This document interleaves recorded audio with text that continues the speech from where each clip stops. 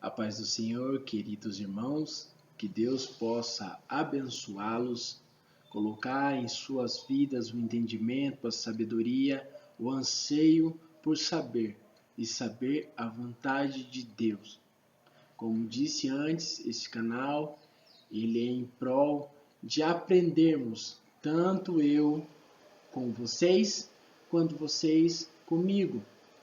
E eu gostaria de compartilhar um pouquinho apenas do que eu sei a respeito dos amonitas com os queridos irmãos. E espero em Deus que isso seja algo instrutivo, que isso possa ajudar em algum trabalho, em uma pregação, em algo. E eu louvo a Deus por sua vida, por se deter em assistir a este vídeo. Amém? Irmãos, sabemos que a geração dos amonitas, ela deu início através de um incesto cometido por Ló e sua filha menor.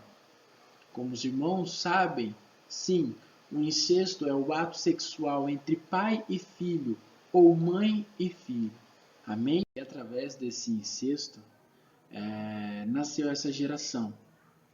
E essa geração, ela não tinha parte em herança alguma, porque naquela época, o pai ao qual não tivesse um filho, a herança não poderia ser passada às suas filhas.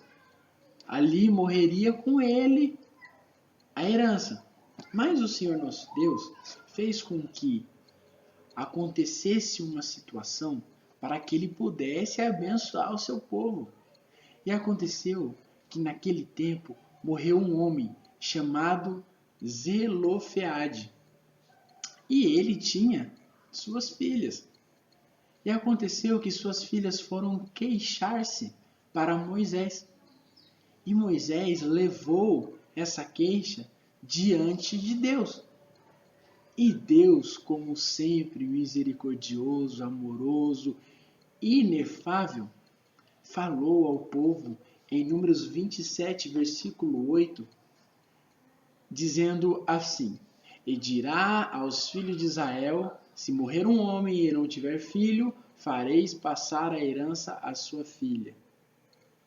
Então, a partir desse momento, o Senhor abriu uma oportunidade para que os filhos de Amon, para que os filhos de Moabe, para que os descendentes de Ló tivesse direito em heranças.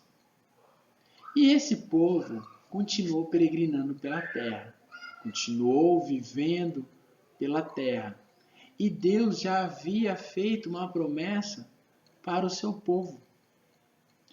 E tempos passados, o seu povo foram para a terra prometida.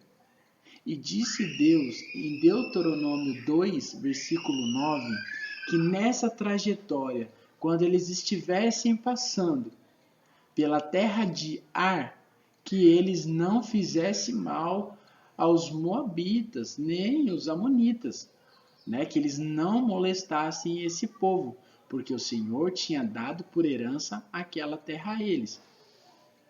Mas, como desde aquela época já havia ganância, já havia pessoas com o coração orgulhoso, o povo com muita ambição, eles não aceitaram aquela terra como um presente de Deus.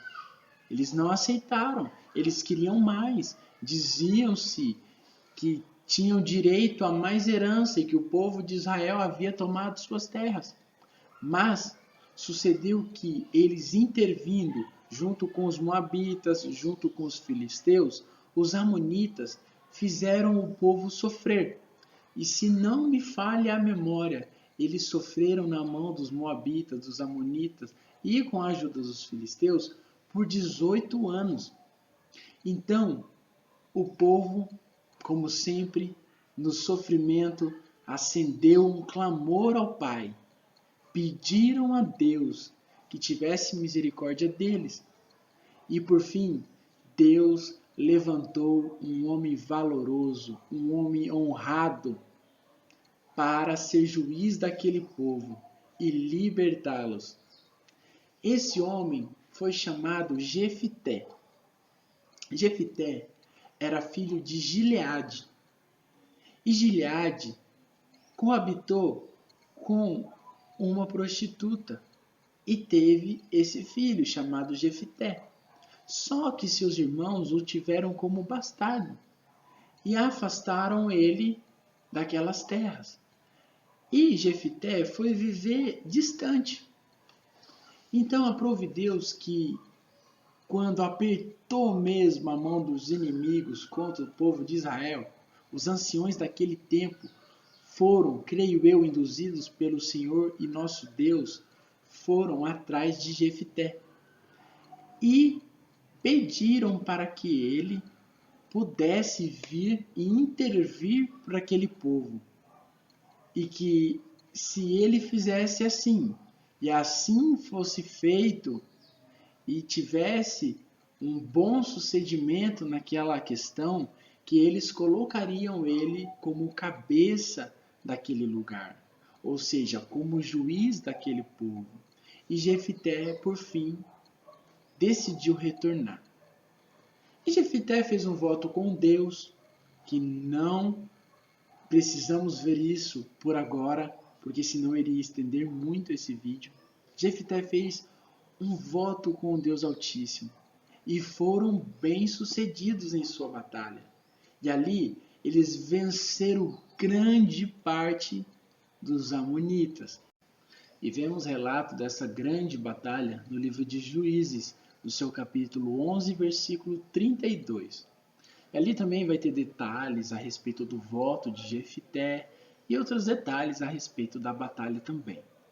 Mas a minoria dos amonitas, a pequena parte deles que ainda restaram, foram servos, subalternos, escravos daquele povo e conviveram sim com eles por um período de tempo.